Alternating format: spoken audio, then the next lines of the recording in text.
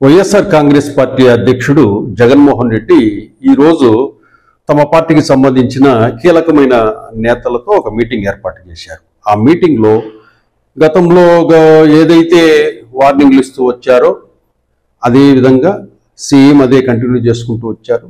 ఏదైతే విత్తుతున్నారో చంద్రబాబు నాయుడు అదే బయటకు వస్తుంది అనే విషయాన్ని పదే పదే చెప్పుకుంటూ వస్తున్నారు. ఈ జగన్మోహన్ రెడ్డి ఈ సందర్భంగా తాను ఒక యాప్ను ఒక 10 రోజుల్లో రిలీజ్ చేస్తున్నాను, అది రెడ్ బుక్ కాదు, అది రెడ్ యాప్గా చేసుకోవాలి.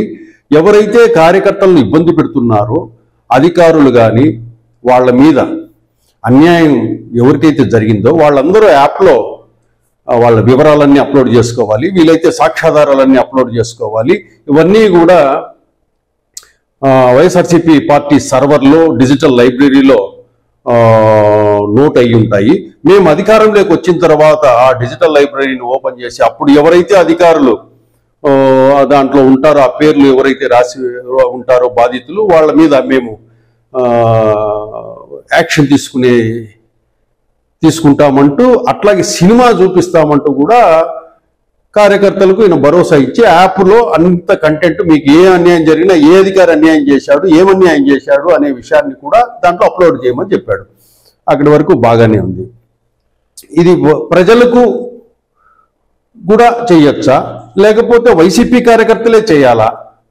ఈ విధంగా అయితే 2019 నుంచి 24 వరకు వైసీపీ నాయకుల వల్ల కార్యకర్తల వల్ల ఎమ్మెల్యేల వల్ల మంత్రుల వల్ల ఎంపీల వల్ల ఇబ్బంది పడ్డ ప్రజలంతా కూడా రేపు ఈ యాప్లో కూడా వాళ్ళు ఈ డేటానంతా ఎక్కించే అవకాశం ఉంటుంది.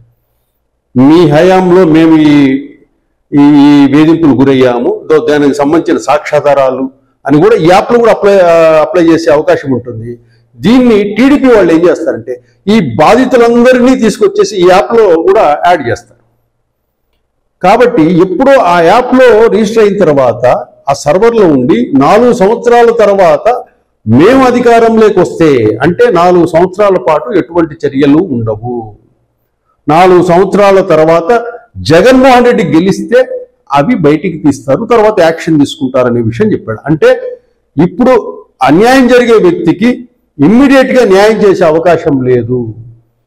ఎప్పుడైతే ఎవరైతే అన్యాయం చేసిన వ్యక్తి మీడియా ముందుకొచ్చి తనకు ఈ కూటమి ప్రభుత్వంలో ఒక అధికారి అన్యాయం చేస్తున్నాడనో లేకపోతే ఒక నాయకుడు అన్యాయం చేస్తున్నాడనో ఓపెన్గా చెప్పినప్పుడు ఇమ్మీడియట్గా దాన్ని మీద స్పందించి ఆ లోకల్ నాయకత్వము వారికి అండగా ఉండే పరిస్థితి ఉంటే బాగుంటుంది తప్పితే వాళ్ళేదో ఇప్పుడు జరిగే అన్యాయాన్ని వాళ్ళు అప్లోడ్ చేసుకుంటే 4 సంవత్సరాల తర్వాత అధికారంలోకి వచ్చిన తర్వాత నేను దాన్ని బయటికి తీస్తాను అప్పుడు సినిమా చూపిస్తానని జగన్మోహన్ రెడ్డి చెప్పటం, దీన్ని చూస్తే కనుక ఈ 4 సంవత్సరాల తర్వాత వరకు వెయిట్ చేస్తే ఎట్లా అన్యాయానికి గురైనాడు. కాబట్టి టీడీపీ పార్టీ ఏం చేస్తుందంటే 2019 నుంచి ఎవరైతే వైసీపీ ప్రభుత్వంలో అన్యాయాలకు అరాచకాలకు ఇబ్బంది పడ్డ కార్యకర్తలు టీడీపీ కార్యకర్తలు జనసేన కార్యకర్తలు వీళ్ళంతా ఉన్నారో వాళ్ళందరి చేత కూడా ఈ యాప్లో అప్లోడ్ చేయిస్తారు. మీ వల్ల కూడా మేము ఇబ్బంది పడ్డామండి, మీ నాయకుల మీద కూడా యాక్షన్ తీసుకోండి, మీ హయాంలో ఎవరైతే అధికారులు ఉన్నారో కూడా వాళ్ళ మీద కూడా యాక్షన్ తీసుకోండి అని చెప్తారు.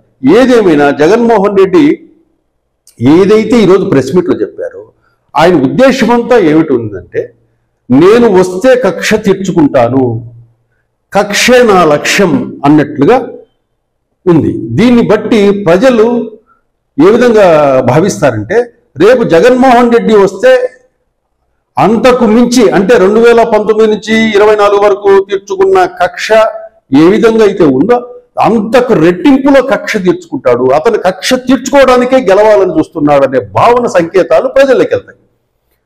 మీరు చెప్పే మాటలు వైసీపీ కార్యకర్తలు వీళ్ళంతా ఆనందపడతారు, చప్పట్లు కొడతారు తప్పితే మిగతా ప్రజానీకమంతా కూడా అమ్మ మళ్ళీ జగన్మోహన్ రెడ్డి వస్తే కక్ష తీర్చుకుంటానని చెప్తున్నాడు అనే ప్రజల్లో నెగిటివ్ సంకేతాలు వెళ్ళే ప్రమాదం ఉంది. అది వైసీపీ పార్టీకి జగన్మోహన్ రెడ్డికే నష్టం. కాబట్టి ఇటువంటి నాయకుల మీటింగ్లో ఉన్నప్పుడు కొంచెం సమన్వయంగా చెప్పే పద్ధతి విధానం కూడా కొంచెం మార్చి చెబితే బాగుంటుంది అనేసి ఈ పొలిటికల్ అనలిస్టులు, పొలిటికల్ ఎవరైతే అనుభవజ్ఞులు ఎవరైతే ఉన్నారో వాళ్ళు చెప్పే మాట. కానీ జగన్మోహన్ రెడ్డి మాత్రం ప్రతి మీటింగ్లో నేను యాప్ తీసుకొస్తున్నాను, ఆ యాప్లో మీరు అప్లోడ్ చేయండి, నేను సినిమా చూపిస్తానని చెప్తున్నాడు. అంటే తను ఏది మాట్లాడినా కూడా నేను వస్తానే, దీనికి డబల్ చూపిస్తాను, సినిమా చూపిస్తాను, ఎక్కడున్నా లాక్కొస్తాను, బట్టలు ఇప్పుతానని ఈ విధంగా చెబుతూ ఉండే కొద్దీ ప్రజల్లో జగన్ అంటే ఇంకా భయపడే పరిస్థితి జగన్మోహన్ రెడ్డి తీసుకొస్తున్నాడు. ఈ పద్ధతి కాకుండా వేరే మార్గంలో ప్రజలకు స్మూత్గా చెప్పే విధంగా, కార్యకర్తలకు ధైర్యం ఇతర పద్ధతుల్లో చెప్పే విధంగా ఉంటే బాగుంటుందనేసి అందరూ కోరుకుంటున్నారు.